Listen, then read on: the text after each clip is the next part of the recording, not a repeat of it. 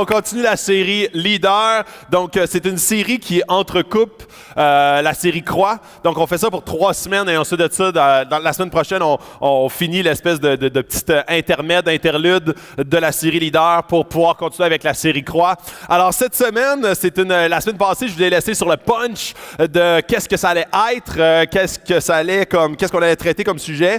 Et ça fait partie du livre que vous avez aussi, que plusieurs groupes Connexion font dans l'église dans le fond, ça s'appelle Leader. Donc, c'est une formation c'est pas une formation dédiée pour 2 ou 3% de l'église, c'est pour tout le monde. Parce qu'on est tous appelés à être des leaders. Et être des leaders, c'est des gens puis ça part toujours de Matthieu 28, où est-ce que Jésus dit « Allez, faites de toutes les nations des disciples ». Alors, Jésus nous appelle à être des leaders, des gens qui font des disciples continuellement, puis même si tu viens de connaître Jésus, il y a des gens qui ne connaissent pas Jésus, donc on est appelé à leur faire connaître Jésus, à leur parler de Jésus.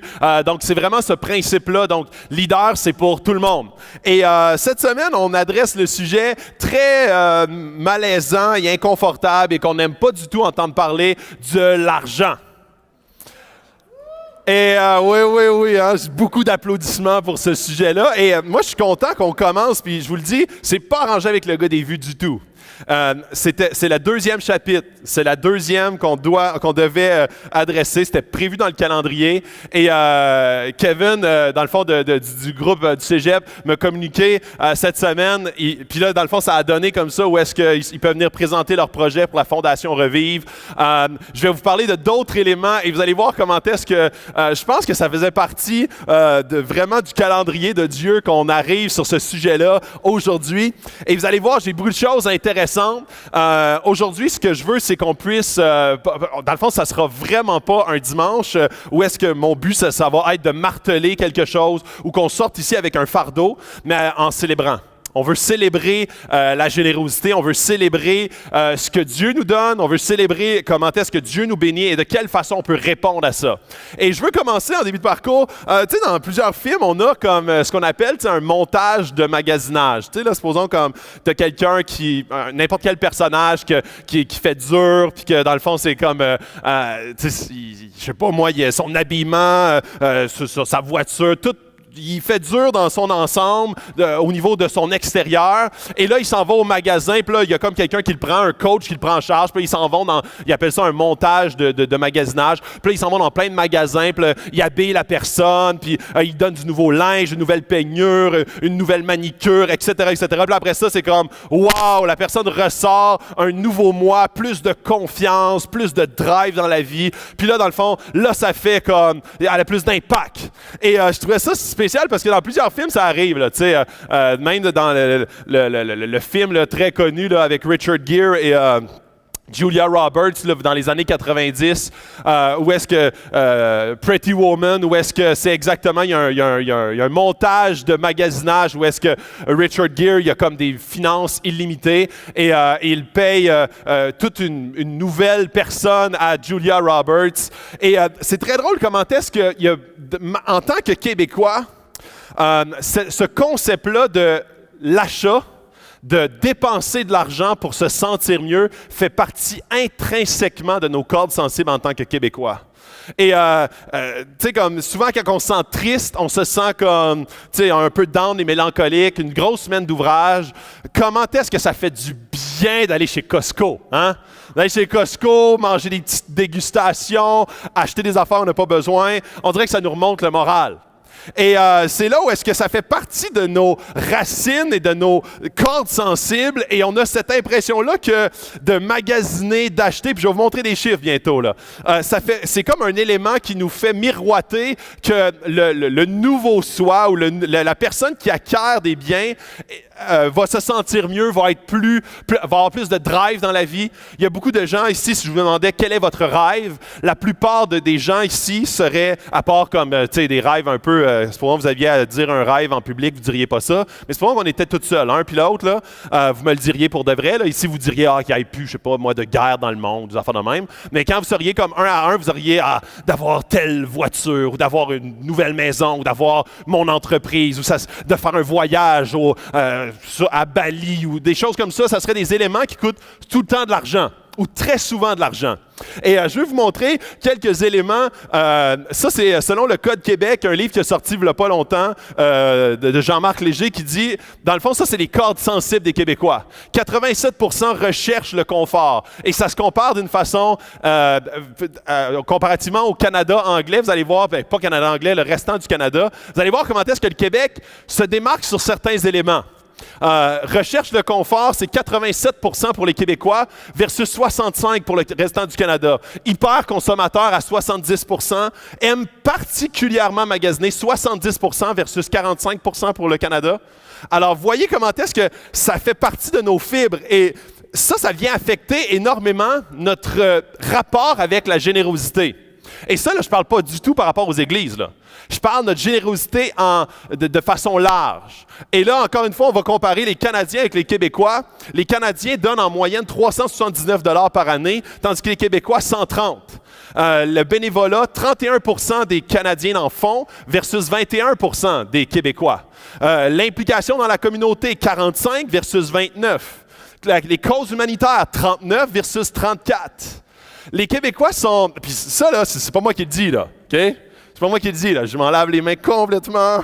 Je recite un ouvrage super pertinent qui nous fait état de ce qui occupe, pour beaucoup d'entre nous, le centre de nos vies. La consommation. La consommation, l'argent. On a un rapport distorsionné avec l'argent. C'est un... Tu sais, comme même dans les universités... puis récemment, on entendait beaucoup par rapport aux universités, l'éducation, les universités, comment est-ce que, avec l'éducation, avec le sous-financement des universités, etc., on entendait beaucoup comment est-ce qu'il y a beaucoup d'universités qui étaient sous-financées. Donc, les universités québécoises mettaient de l'avant des sources de financement alternatives.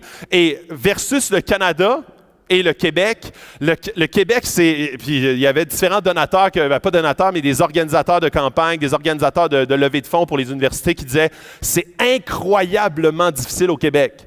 Parce que les Québécois, c'est une population, une société qui ont un rapport avec l'argent qui frôle un petit peu l'insécurité. Le Québec est l'endroit le plus assuré en Amérique du Nord. Assurance vie, assurance santé, assurance de toutes sortes. Et ce que ça démontre, c'est que la sécurité, oui, dans le fond, de l'assurance, la sécurité financière amène vraiment comme le Québécois à se sentir plus en contrôle de son avenir, plus en contrôle de son environnement. Le Québécois va souvent donner quand il est touché d'une façon sporadique. Ce que je veux dire, c'est que le Québécois va rarement s'engager financièrement mois après mois. Il va souvent s'engager à un téléthon. Là, ça donne. J'ai vu des enfants malades, j'ai vu des choses qui sont venues me toucher. J'ai eu un témoignage ce matin. Là, ça me tente de donner. Mais de m'engager, là, c'est comme si je mets mon avenir. Ça me rend insécure par rapport à mon avenir. Je ne sais pas ce qui va se passer demain. Donc, j'aime mieux comme me garder cette sécurité-là ou cette fausse sécurité-là en arrière-plan pour être en mesure de répondre s'il se passe quelque chose dans ma vie. Et ça, je trouvais ça très intéressant par rapport à... dans le fond, c'est un monsieur qui s'occupe de la fondation de l'Université de Sherbrooke pour lever des fonds. Et il disait, quand on appelle les anciens étudiants, les anciens gradués pour être partenaires avec nous financiers, c'est très difficile. Souvent, on va avoir un don, mais très rarement, on va avoir un engagement. Très rarement, on va avoir quelqu'un qui se commet semaine après semaine. Parce que là, il se sent trappé. Versus le Canada, le restant du Canada, c'est une pratique totalement courante.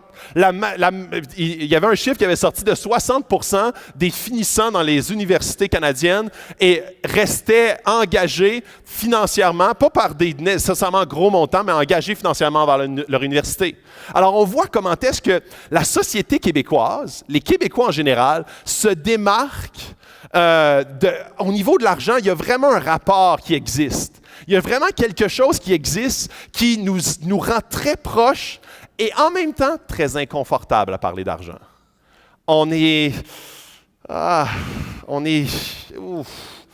Peux-tu changer de sujet? Là? Parlez-moi d'amour, de pardon, de paix, de tout ça, là, mais mon argent, là, comme... Puis c'est sûr qu'on a un arrière-plan. Ici au Québec, souvent on a associé l'Église à l'abus financier. Et c'est pas pour rien qu'à ce temps, on est comme, OK, moi, tout ce qui est mon argent, on garde ça en dehors et après ça, on va parler de foi. C'est comme deux choses complètement séparées et quasi même des fois opposées. Sauf que dans la Bible, ce n'est pas du tout. La Bible parle d'une façon, puis je suis désolé ce matin, puis c'est pas parce que ce matin je veux viser absolument juste les gens qui viennent dans l'Église, mais ce matin c'est une visite pour la première fois. Nous autres dans l'année, on parle, il y a 2 semaines ciblées où est-ce qu'on parle d'argent. On parle des finances. Donc, si tu es tombé cette semaine sur cette semaine-là, tu es vraiment chanceux. Mais reviens la semaine prochaine, OK? Mais c'est là où est-ce que c'est vraiment pas un sujet qu'on est omnubilé, c'est pas un sujet qu'on tourne constamment autour, mais c'est un sujet qu'il faut parler. Parce qu'on ne vit pas d'amour et d'eau fraîche, on ne vit pas juste de beaux regards et de paroles d'encouragement, et surtout pas juste d'applaudissements. Dans le fond, il y a comme tout ça se paye, toutes ces ressources-là se payent pour pouvoir donner à des organismes. Ça se paye. Et c'est là où est-ce qu'il faut devenir très conscient. Et ce matin, c'est pour ça que je ne veux pas parler de ce que tu dois faire. Parce que sinon, ça rentre dans un légalisme, un moralisme quelconque. Le but ce matin, ce n'est pas du tout de mettre un poids sur qui que ce soit, mais c'est de comprendre comment est-ce que la Bible aborde l'élément financier et comment ça peut devenir vraiment, on peut changer de lunettes complètement en lien avec le don, avec la générosité. Alors, je continue. Mark Twain, c'est un humoriste qui dit ça, il dit une joke. Il dit « Je vivrai cette année selon mes moyens, et ce même si je dois emprunter pour y arriver. » Lui, c'est comme... c'est tellement intéressant parce que ça représente tellement beaucoup des Québécois. Ça représente comme mes finances, c'est comme je dépense ce que j'ai besoin ou ce que je veux. Puis des fois, comme je perçois beaucoup les finances pour me remonter le moral. Et au bout de la ligne, s'il me reste de la place et si je suis assez touché, si quelqu'un réussit à me faire pleurer, là, je vais donner. Et c'est là où est-ce que très souvent, tout ce qui est quand on tombe dans les finances, avec un certain laxisme dans notre gestion des finances, on va arriver avec cette même pensée-là de Mark Twain. Je veux vivre selon mes moyens, mais je ne mets aucun plan d'action, je ne mets aucune structure, je ne mets aucune discipline à vouloir devenir quelqu'un de plus généreux. Et pour quelle raison je veux devenir plus généreux? Je veux vous poser la question. Et c'est mes dernières petites affaires qui sont un peu ludiques. Là. Je vous demande la question, qu'est-ce que vous feriez avec 10 millions de dollars? Avec 10 millions de dollars, qu'est-ce que vous feriez? Eh boy, yes! On ferait toutes sortes d'affaires différentes. On ferait toutes sortes d'affaires différentes. Puis, c'est un sondage réel qui a été réalisé. OK? Que feriez-vous pour 10 millions de dollars? Ça a été un sondage qui a été réalisé auprès de Canadiens. Et on va lire ça ensemble, d'accord? 25 % on leur demanderait, avec 10 millions. 25 % des gens, 1 sur 4, laisseraient leur famille. 23 % deviendraient prostituées pour une semaine. 16 % abandonneraient leur citoyenneté canadienne. 16 % quitteraient leur épouse. 10 % diraient un faux témoignage pour libérer un meurtrier, 1 sur 10. 7 % tueraient un étranger. Intéressant, n'est-ce pas? Amen? Et 3 % accepteraient, ça c'est le clou du spectacle, de donner leur enfant d'adoption. C'est très positif, hein? Yeah, genre, oh. Non, mais hey, c'est un sondage réalisé dans la population normale, là. Pas dans des prisons, là. Et là, quand je vous dis que la façade, puis ça, c'est un sondage totalement confidentiel, tu sais, comme on dit, tu sais, on ne demande pas le nom, on ne demande pas où est-ce que tu habites, rien. C'est vraiment confidentiel, OK? Mais ça, c'est ce qui ressort du rapport des gens avec l'argent au plus profond d'eux-mêmes. On cherchait à déterminer quelle est la limite et comment est-ce qu'on peut acheter tes valeurs. Comment est-ce qu'on peut acheter ton rapport avec l'argent? Comment est-ce que tu détermines la valeur de beaucoup de dollars versus ces éléments-là qui ont normalement beaucoup de valeur? Et c'est là où est-ce qu'on découvre la vraie fibre de l'humain. La fibre de l'humain et quelle valeur il accorde à un montant d'argent. Et c'est drôle parce que très souvent, les gens vont parler de leur rapport avec l'argent.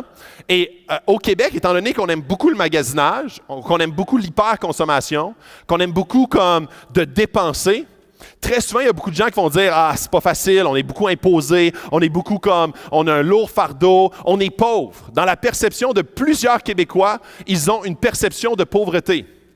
Et c'est très intéressant parce que si tu fais 25 000 par année, tu fais partie des 10 % plus riches de la planète. Si tu fais 35 000 par année, tu fais partie des 6 % plus riches de la planète. Et si tu fais 45 000 $, tu fais partie des 3 % plus riches de la planète. Et dans cette perception-là, dans notre société précise, et ça je parle à vous, là, ici le salaire moyen à Sherbrooke est de 42 000. Donc, si tu fais 42 000 par année, tu fais partie des 4 % plus riches de la planète. Et c'est là où est-ce que notre perception par rapport à l'argent, notre rapport et notre lien quasi amoureux, comme tu sais, comme, je ne veux pas être vulgaire ici, là, mais comme une maîtresse ou un amant caché, où est-ce qu'on a un rapport, où est-ce qu'on ne veut pas trop en parler, mais on a un amour profond et viscéral pour cet élément qu'on ne comprend pas, qui nous manque toujours un peu, où est-ce que ça vient nous contaminer négativement. On est comme on a de la difficulté à s'en départir, on a de la difficulté à faire comme, je veux utiliser ça pour quelque chose de plus grand que juste me remonter le moral en allant chez Costco. Et c'est là où est-ce qu'on se rend compte que la générosité, ou plutôt le manque de générosité, provient d'un rapport distorsionné avec l'argent. Provient d'un rapport qui est affectueux d'une mauvaise façon, qui amène, tu sais, puis ça, souvent, on a vu des films comme ça où est-ce que, supposons qu'il y a de la violence conjugale, et là, que le gars bat la fille, puis là, après ça, il se sent mal, fait qu'il revient vers elle, puis là, il dit, « Mais je t'aime trop. » Puis là, t'es comme ça, hein? C'est un peu un rapport comme ça, où est-ce qu'on aime trop et ça vient nous détruire parce qu'on a l'impression de n'en avoir jamais assez. Puis là, c'est comme si on utilise mal, on investit mal. Et c'est vraiment sur cette prémisse-là que ce matin, on veut étudier ce que la Bible dit. Parce qu'on croit ici que la Bible, c'est vraiment un livre qui est actuel. On croit que ce que Jésus enseigne dans la Bible, ce que tous les écrivains, les auteurs enseignent dans la Bible, ne sont pas là pour être un élément comme qui va être un poids sur chacune des personnes qui veulent mettre leur vie en règle avec Jésus, qui veulent suivre Jésus, qui veulent devenir des disciples de Jésus. On ne croit pas que c'est là pour mettre des règles qui vont être pesantes, mais que c'est là où est-ce qu'il y a un verset dans la Bible qui dit « La vérité vous affranchira, la vérité vous rendra libre ». Et quand on étudie ces écrits-là, qui sont complètement, qui ne sont pas chrétiens du tout, complètement laïques, on se rend compte que l'argent, on a un rapport avec l'argent qui est un rapport d'esclavage, qui nous apporte à ne pas être libre, mais on ne veut pas le savoir qu'on n'est pas libre, parce qu'on a quand même l'impression que c'est ça qui nous rend heureux. Et ce que la Bible dit, c'est la vérité va vous affranchir, va vous rendre libre. Et parfois, c'est comme, non, mais j'ai tellement l'impression que c'est ça que ça me prend pour être heureux. Et la Bible enseigne le contraire, et c'est là où est-ce que la Bible veut nous rendre libres. Alors, je continue. Une première citation, c'est un directeur de Charity Village, qui est comme une fondation philanthropique qui récolte des fonds pour redonner à des organismes à travers le monde, soit pour la faim dans le monde, de pouvoir donner de l'eau potable à des peuples dans le monde, etc. Il dit ceci: la liberté financière commence avec la liberté de nos attentes, que l'argent peut rencontrer nos besoins psychologiques. Et ça, en début de parcours, en prémisse, c'est un élément qu'il faut absolument réaliser. Si on croit, puis on le croit tous à différents niveaux, on le croit tous à différents niveaux. Si vous pensez ce matin que vous, l'argent n'a pas cette emprise-là, que vous ne faites pas partie de tous les Québécois que je viens de mentionner là, que vous êtes comme une classe à part, vous faites erreur. On en fait partie ensemble, moi incluant. On est dans le même bateau, on est tous des Québécois qui sont influencés par notre culture, notre société. Et c'est là où est-ce qu'on est toujours influencé. Je reste à savoir par qui. Et ce qu'on veut ce matin, c'est être influencé par ce que la Bible enseigne. Parce que si on dit, moi, sur cette notion-là, j'ai ma façon de gérer.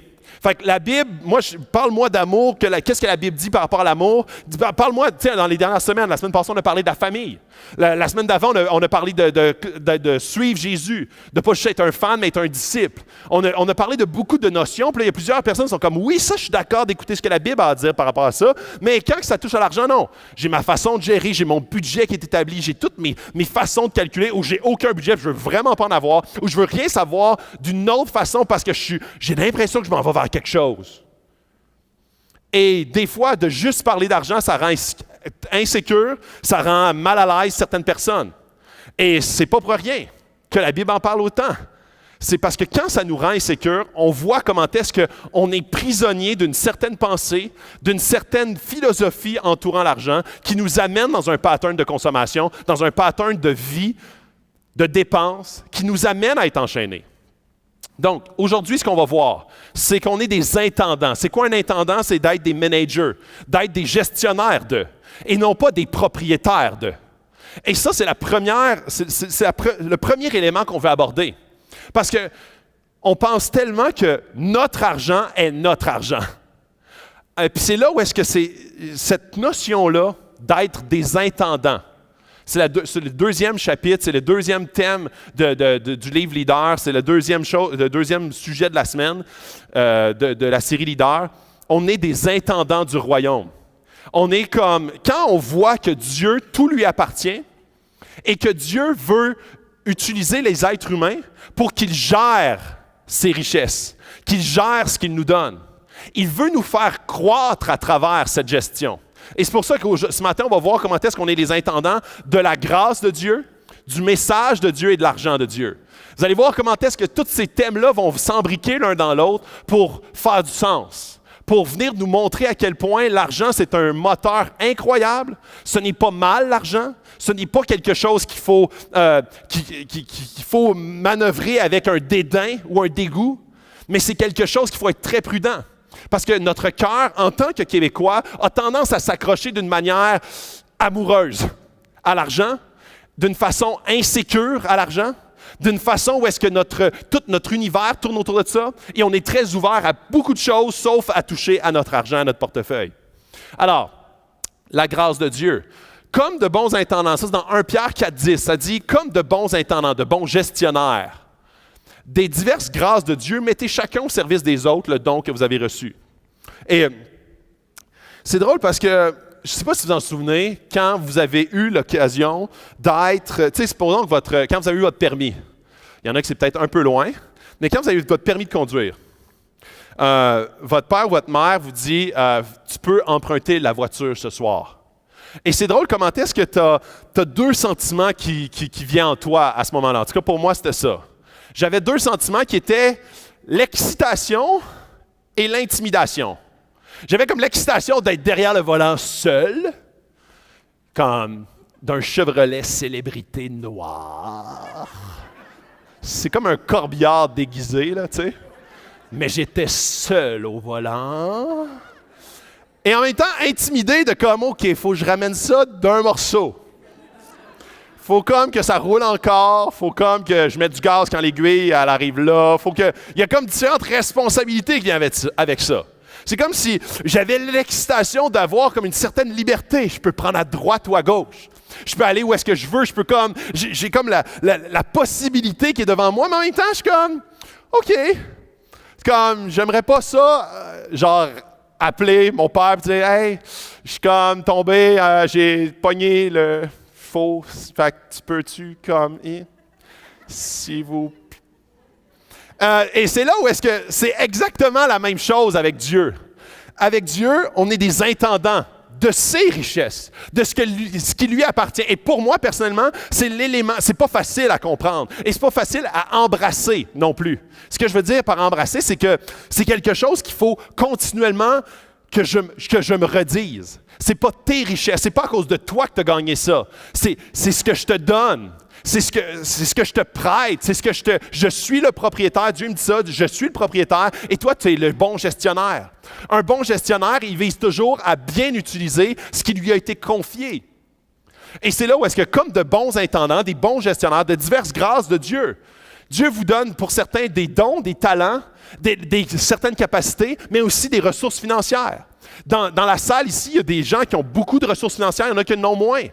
Il y en a des gens ici qui ont, c'est souvent l'espèce de temps ou argent. Il y a des gens qui ont beaucoup d'argent, peu de temps. Il y a des gens qui ont beaucoup de temps, peu d'argent. C'est toutes des grâces que Dieu vous fait. C'est toutes des grâces que Dieu vous prête. Et vous êtes les gestionnaires de ces grâces-là. Et c'est là où est-ce qu'il y a plusieurs personnes qui se disent « Hey, oublie ça, là, je suis serré bien raide, je suis un pauvre. » Et c'est là où est-ce que notre perception de la pauvreté est distorsionnée par rapport à notre voisin. Mon voisin a une plus grosse maison, il y a 2 chars neufs, fait que c'est là où est-ce que je suis pauvre en relation avec.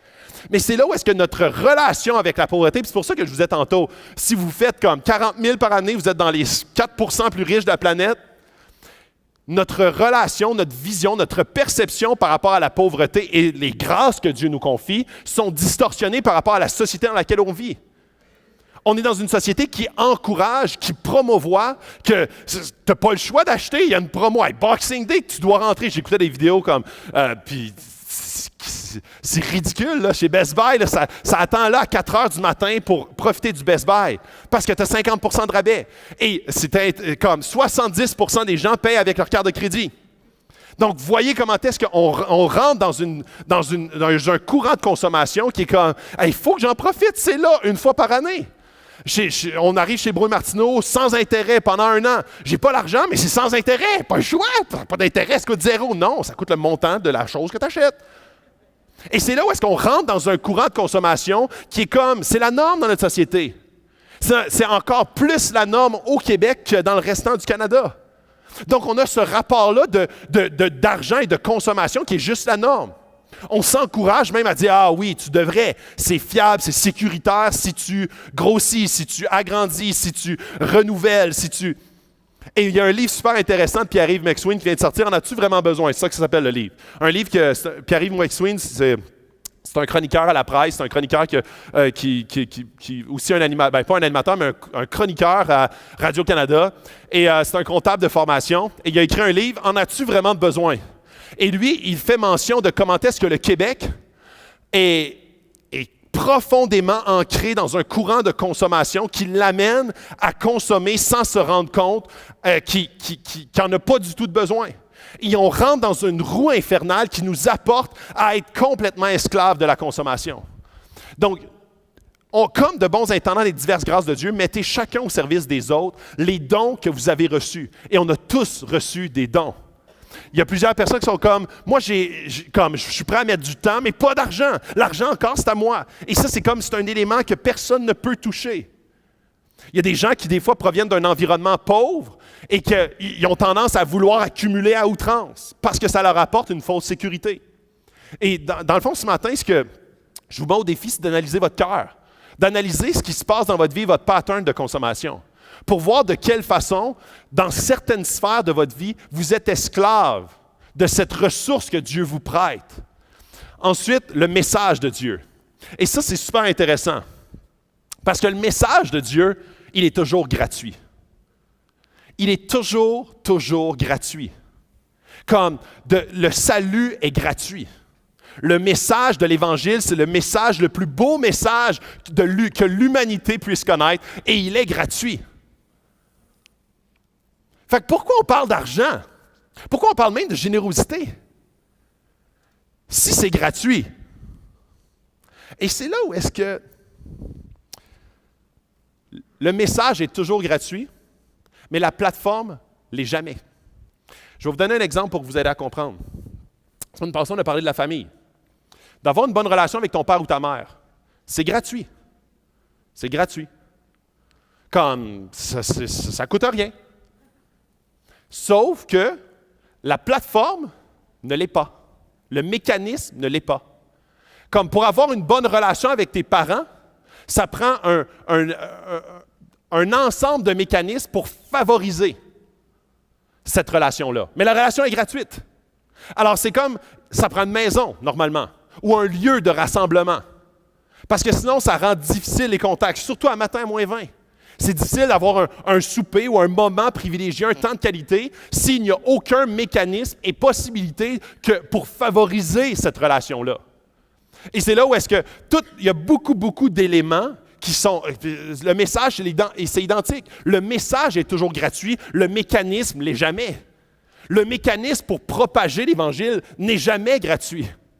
Et c'est là où est-ce que, supposons je viens à quelque chose de plus concret, le message qu'on prêche semaine après semaine, il est gratuit. On invite tout le monde à s'approcher de Dieu, à cheminer avec Dieu. Sauf que les moyens pour ce faire ne sont jamais gratuits. Et nombreux sont ici dans la salle les gens qui sont venus pour la première fois à Acts 21, ici, parce que c'était dans une salle comme celle-là. Puis il y a souvent des gens qui me disent, pourquoi vous ne louez pas juste un sous-sol d'église ou, je ne sais pas moi, juste le faire dans un parc? Et oui, c'est vrai, on pourrait le faire. Sauf que ça serait un gros obstacle pour plusieurs Québécois. Moi, en tout cas, ce matin, je n'irais pas dans un parc à -20. Même si le café est bien chaud. Comme j'aurais beau prêcher l'Évangile dans ce parc-là, mais j'aurais pas beaucoup de gens qui seraient là à écouter. Donc, c'est là où est-ce que le mécanisme est absent, mais l'Évangile est toujours gratuit. Et c'est là où est-ce que la mission et la vision de Dieu, c'est d'utiliser l'Église pour propager son message. Ça a toujours été le cas. Et là, je vais vous lire un verset. Vous devez donc nous considérer comme des serviteurs du Christ, chargés de gérer les vérités secrètes de Dieu. On est chargé de gérer ce message-là, cet évangile-là de Dieu et le propager à travers le monde. Tout ce que l'on demande à un gérant, c'est d'être fidèle. Fidèle avec ce qu'il est et ce qu'il a. Et ce n'est pas d'une façon légaliste, ce n'est pas avec un poids quelconque. C'est vraiment d'une façon libre, d'une façon consentante, parce qu'on comprend que l'Évangile, c'est le plus beau message que la terre peut connaître. Donc, on veut pouvoir donner, on veut pouvoir mettre en place tout ce qui va aider à propager ça d'une manière plus grande, plus efficace, plus percutante, plus puissante. Est-ce que le message est coûteux? Non, jamais. Le mécanisme l'est toujours. C'est comme ça dans toute votre vie. Dans tous les éléments de votre vie, il y a plusieurs éléments qui sont gratuits. Le mécanisme pour favoriser les rares. La générosité, c'est une citation de Wally Crocker, qui est un auteur consultant financier, qui dit « La générosité n'est pas seulement un ajout d'un volet financier à la vie du chrétien. Nos ressources, temps, talent et argent, alimentent le moteur qui permet à l'Église de transporter la mission de Dieu. » Et Dieu a voulu ça comme ça. Et moi, cette nuit, ça donne comme ça parce que dimanche soir passé, on avait une rencontre d'anciens et du conseil d'administration de l'Église. Et on voyait comment est-ce que la situation financière de janvier, ça avait beaucoup dégradé. Puis là, moi, dans le fond, l'année passée, j'ai parlé une fois d'argent en avril passé. Et dans le fond, la situation financière de l'Église avançait. On n'a jamais eu autant de monde qui viennent à l'Église à Sherbrooke et à Magog en ce moment même. Fait que là, dans le fond, moi, je me disais, ça a progressé durant l'année. Et là, on commence une nouvelle année. On sent un vent de fraîcheur, de mobilisation. On sent que les gens sont là. Et ça, c'est le fun. On est comme une famille, mais on sent qu'on va tous dans la même direction. Et là, janvier, c'est un mois catastrophique au niveau financier. Et là, on en parlait au conseil d'anciens. Et je revenais avec les gars dans l'auto, avec Jasmin puis JD, puis là, je disais, on peut-tu se concentrer sur la mission? On peut-tu se concentrer sur faire l'Église? Et là, cette nuit, comme j'étais réveillé, puis je pensais à ça, et comme c'était spécial parce que Dieu me mettait à cœur de... C'est comme s'il me disait, c'est ça la mission. Parce que quand il y a une sphère, quand on n'est pas en mission et qu'il y a une sphère qui n'appartient pas à Dieu, la mission commence à être hypothéquée. Parce qu'on est en train de perdre la vision de la mission. Où est-ce qu'on s'en va? On est en train d'abandonner avec nos petits dadaïs, nos jardins secrets, les éléments qu'on priorise au détriment de la mission. On est en train de se focusser ailleurs. Donc, d'être en mission, c'est de comprendre où est-ce qu'on s'en va, pourquoi on fait ça ici, de quelle façon on le fait ici, et qu'est-ce qu'on fait? On propage la mission de Dieu, le plan du salut, on parle de l'Évangile. On parle de cet évangile-là qui est gratuit, de ce plus beau message-là. On le fait chaque semaine, on le fait ici pour ça, pour pouvoir que les gens connaissent Jésus, qu'ils puissent cheminer avec Jésus, grandir avec Jésus. On veut que les gens puissent devenir de plus en plus matures avec Christ, que leur vie puisse s'aligner sur ce que la parole enseigne par rapport à Dieu. C'est ça le but d'Acts 21.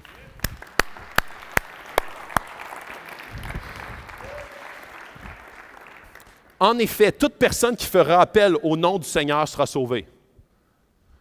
Mais comment donc feront-ils appel à celui en qui ils n'ont pas cru? Et comment croiront-ils en celui dont ils n'ont pas entendu parler?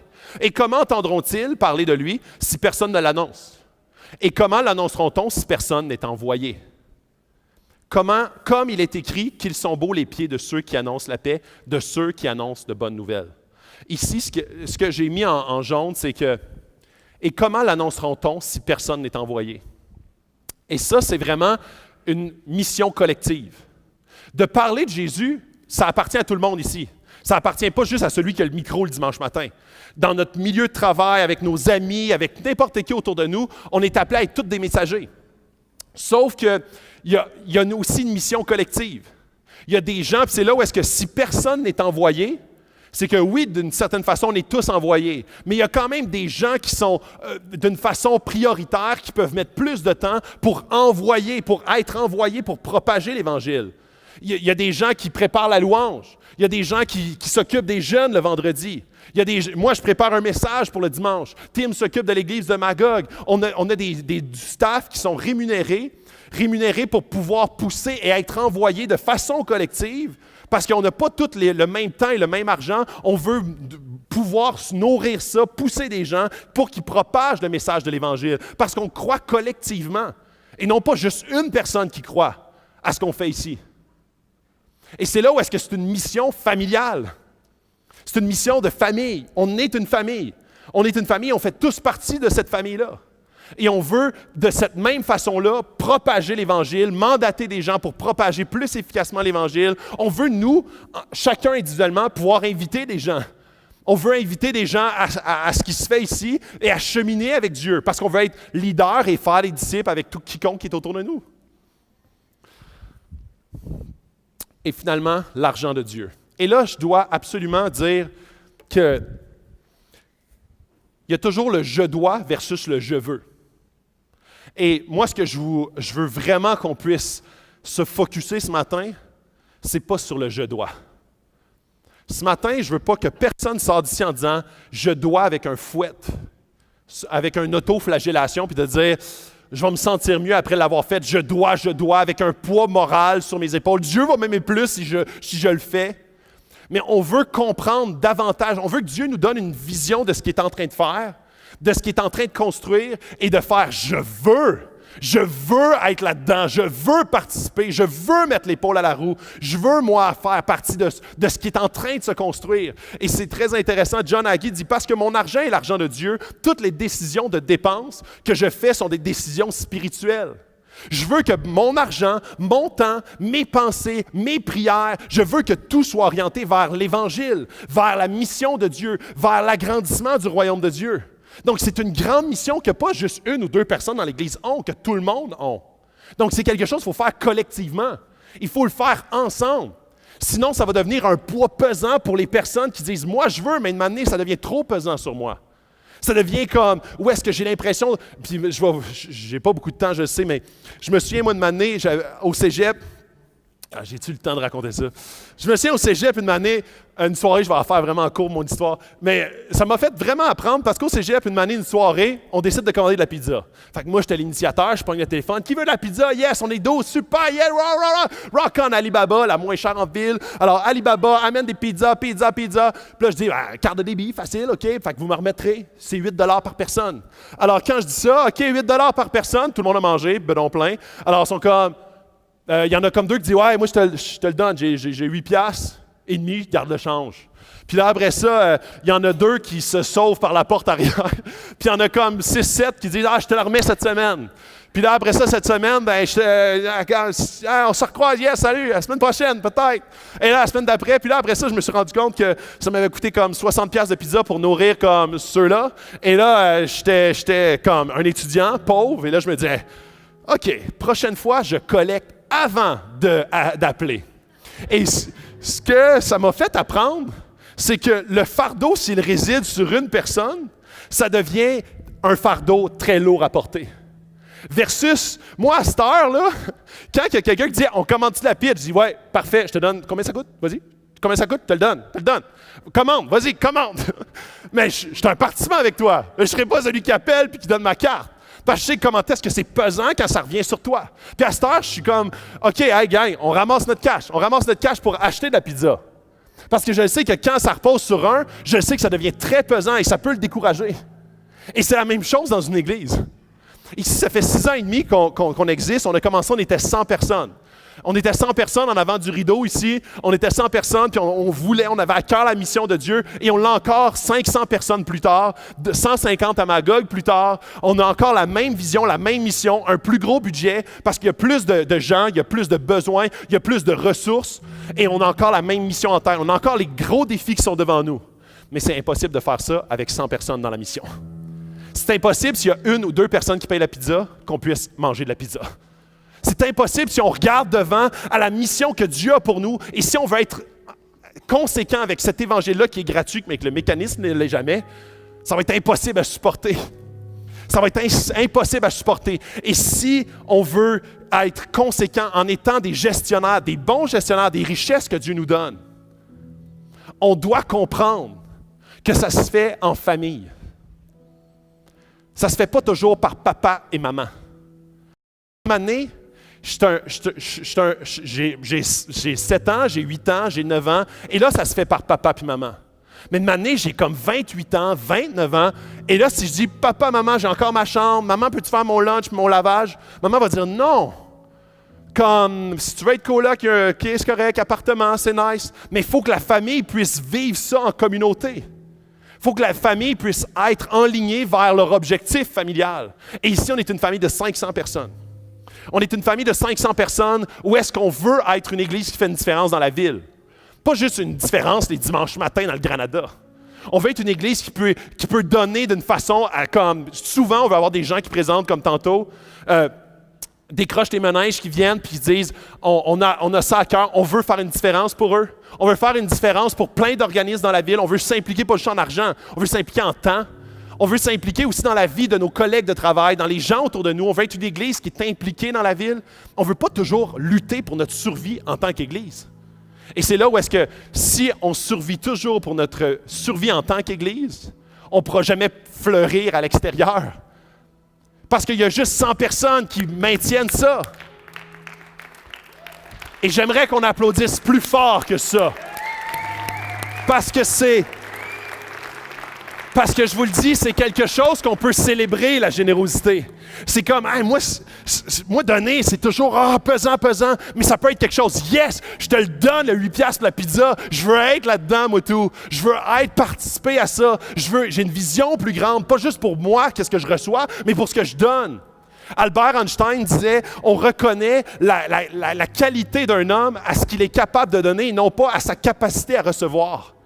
Et il était un génie, mais pour cette phrase-là, je suis totalement d'accord. C'est très facile de pouvoir recevoir, mais vraiment, quelqu'un qui a la générosité à cœur, qu'il peut comme facilement donner, sans penser que c'est sa BA de la semaine, mais parce qu'il participe à quelque chose de plus grand. Il est en train d'être un investisseur du royaume. Et je continue en disant, Randy Alcorn, vous allez avoir l'occasion d'applaudir, inquiétez-vous pas. Nos dons sont une réponse en réponse à la grâce de Dieu. Dans nos vies. Elle ne vient pas de notre altruisme et de notre philanthropie. Elle vient de l'œuvre transformatrice du Christ en nous. Cette grâce est l'action, notre don est la réaction. Nous donnons parce qu'il nous a donné d'abord. Le plus grand passage sur donner dans toutes les Écritures ne se termine pas par « Félicitations pour votre générosité ». Mais merci à Dieu pour son don indescriptible pour moi dans ma vie, de son Fils qui est venu sur la terre, prendre tout ce que je méritais comme poids de péché, de tout le fardeau qui reposait sur mes épaules est venu reposer sur la personne de Jésus-Christ. Jésus s'est fait pauvre. Il s'est appauvri de toutes sortes de manières pour que moi, je puisse avoir la liberté, pour que je puisse avoir la relation avec Dieu directe. Et c'est quand tu réalises ce qui t'a été donné que tu es généreux. Et non pas, je veux être philanthropique et je veux être une bonne personne. Non, c'est parce que Dieu m'a tellement donné que je veux répondre à ça par Dieu. Mais merci à Dieu pour son don indescriptible dans ma vie. Je finis avec ce passage-là dans 2 Corinthiens 9, 2, 11, 13. Il dit, au milieu même de la grande épreuve, de leur souffrance. C'est une église qui était très, très oppressée par la souffrance, par la pauvreté. Une église persécutée. Au milieu même de la grande épreuve de leur souffrance, leur joie débordante et leur pauvreté profonde, les ont conduits à faire preuve d'une très grande générosité. Ainsi, vous serez enrichis à tout point de vue pour toutes sortes d'actes de générosité, qui par notre intermédiaire feront monter des prières de reconnaissance vers Dieu. En effet, le service de cette collecte ne pourvoit pas seulement aux besoins des saints. Il fait aussi abonder les prières de reconnaissance envers Dieu. À travers l'expérience qu'ils font de ce service, ils célèbrent la gloire de Dieu à cause de l'obéissance dont vous avez fait preuve, dans votre adhésion à l'Évangile de Christ et de votre générosité dans la solidarité avec eux, pour tous. De donner, c'est une façon d'adorer. de donner, c'est une autre façon. On peut chanter, on peut prier, on peut comme collectivement pouvoir se supporter, s'encourager les uns les autres, mais de donner, c'est une façon de faire monter des prières de reconnaissance envers Dieu pour ce qu'il a fait dans notre vie. C'est pas juste comme je vais donner pour que ça survive, et après ça, je vais recevoir tout le restant qui est comme là, c'est de l'adoration. Souvent, on définit, on sépare les deux. Le don, c'est comme ce qui fait mal, puis après ça, je peux profiter de l'Église. Mais les deux sont intimement liés.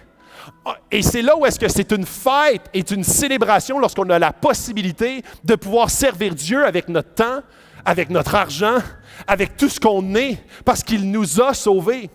Et si on attend d'avoir un trou dans notre budget, au milieu de la grande épreuve de leur souffrance, leur joie débordante et leur pauvreté profonde les ont conduits à faire preuve d'une très grande générosité. Et c'est là où est-ce que très souvent on a notre perception de pauvreté et Dieu nous dit, c'est moi ton papa, c'est moi que tu dois faire confiance. Ta confiance n'est pas l'argent, ta confiance n'est pas tes économies, ta confiance est en moi. Je vais te construire, je vais te délivrer, je vais te supporter dans l'épreuve que tu vis, mais ce n'est pas ça qui doit être le moteur de ta vie et ta fausse sécurité.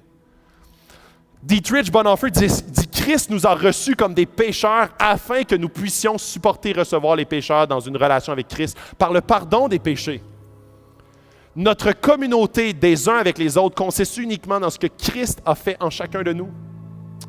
Et mon rêve pour cette Église, c'est que Christ nous fasse réaliser de plus en plus son œuvre dans ma vie, pour que ça vienne influencer, contaminer, transformer mes actions, que ça puisse venir complètement transformer ma générosité. Oui, envers l'Église, mais envers comme tous les gens autour de moi. Je veux être le plus généreux, pas juste de mon argent, mais de mon temps. Je veux être le plus généreux dans ma personne. Pas parce que je suis une bonne personne, mais parce que Christ m'a sauvé, il m'a donné infiniment plus que ce que je méritais. Et plus que je vais réaliser ça, et plus que je vais donner d'une manière qui n'est pas humaine, mais divine. Quelle est la prochaine étape? La prochaine étape, si tu es un visiteur, je t'invite à revenir la semaine prochaine. Premièrement, ça, c'est quelque chose pour les gens qui fréquentent régulièrement Acts 21. Ce n'est pas pour toi qui nous visites pour la première fois ou pour la deuxième fois. Si tu ne connais pas Jésus, et qu'un matin, tu trouves ça weird en tabarouette, t'es comme, qu'est-ce que c'est là? On parle encore de cash, je pensais que c'était fini cette affaire-là. Je pensais que c'était juste comme dans l'Église, dans le passé, où est-ce qu'on exploitait les gens. On n'est pas ici pour exploiter personne. On n'est pas ici pour tordre le bras de personne. On est ici pour répondre à la mission de Dieu. On est ici parce qu'on croit dans ce que Dieu est en train de faire. Depuis 6 ans et demi, il y a eu 275 baptêmes ici à l'Église. Il y a plusieurs personnes. Oui, ça mérite qu'on l'applaudisse. Il y a plus de 1200 personnes qui sont rentrées, qui reviennent une fois de temps en temps à l'église de la ville de Sherbrooke. Ça, c'est juste à Sherbrooke. Magog, il y a plus de 300 personnes qui gravitent dans l'église, qui reviennent, qui sont en cheminement avec Dieu. C'est ça la mission de Dieu. C'est ça qu'on voit pour l'Église. C'est ça qu'on voit pour notre ville de Sherbrooke, pour la région de l'Estrie, pour la ville de Magog. On voit que Dieu est en train de travailler. Mais on a besoin d'accomplir cette mission-là en étant collectivement plugués les uns avec les autres et plugués à ce qui s'en vient, ce que Dieu veut faire dans chacune de nos vies. Et finalement, si tu es un régulier à Acts 21, si tu es un chrétien régulier à Acts 21, premièrement, demande à l'Esprit. Parce que c'est rien de comme légaliste pour personne. Mais on veut que l'Esprit nous mette à cœur ce que lui veut transformer dans nos vies. Demande à l'Esprit de quelle façon tu peux être plus généreux. Demande à l'Esprit comment est-ce qu'il veut t'aiguiller par rapport à la générosité et comment est-ce que dans les prochaines semaines, il veut que tu répondes à ça. Mets ça en prière cette semaine. Mets ça en prière parce que c'est un sujet central. Pas juste ici dans l'Église. Dans la Bible, on voit comment est-ce que l'argent, c'est quelque chose qui est abordé par Jésus d'une manière omniprésente. Par Paul, continuellement. Deuxième étape, fais un plan. Fais un plan de générosité. Parce que c'est sûr que si tu attends que ça se mette en branle tout seul, ça ne se mettra jamais en branle tout seul. Et c'est pas quelque chose qu'une année tu vas faire comme « Ah, je ne sais plus quoi faire, là, il m'en reste trop. Là. Comme ça ne me tente plus, il n'y a plus rien à acheter dans les magasins qui me tente. Là. » Fait que là, rendu là, peut-être. C'est là où est-ce que si tu as cette mentalité-là, ça n'arrivera jamais. Et troisième élément, je t'encourage à t'engager.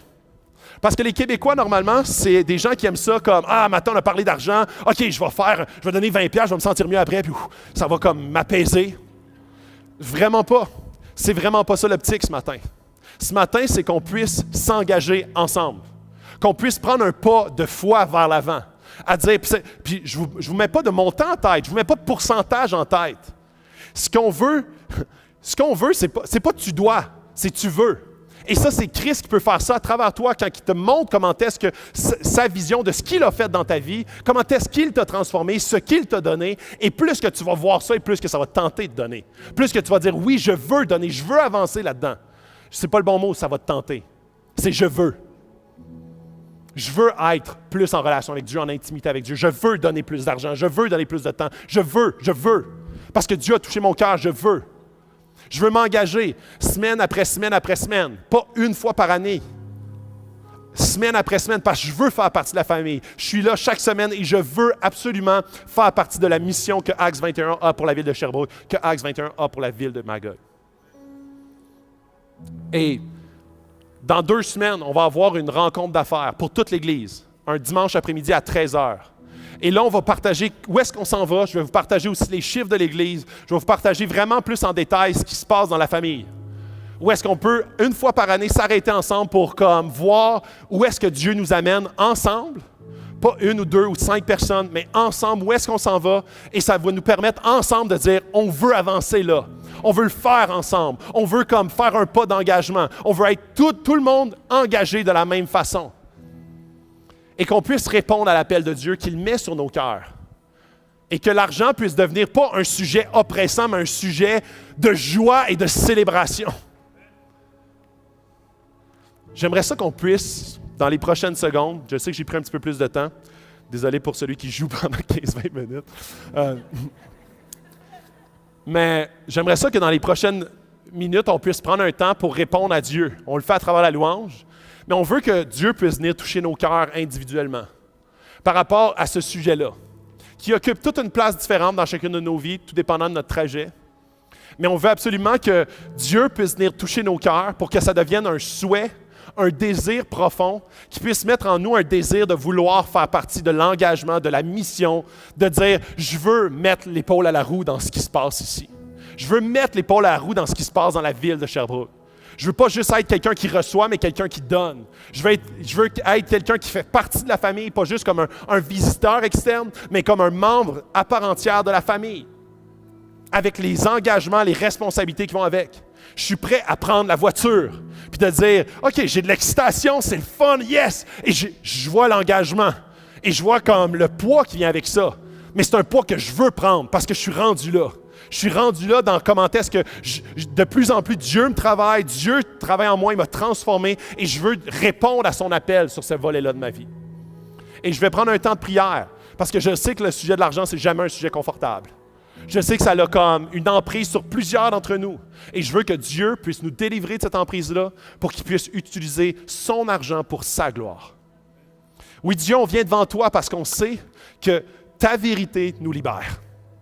Et on veut s'appuyer sur ta vérité et non ma vérité. Sur ta conception et non ma conception.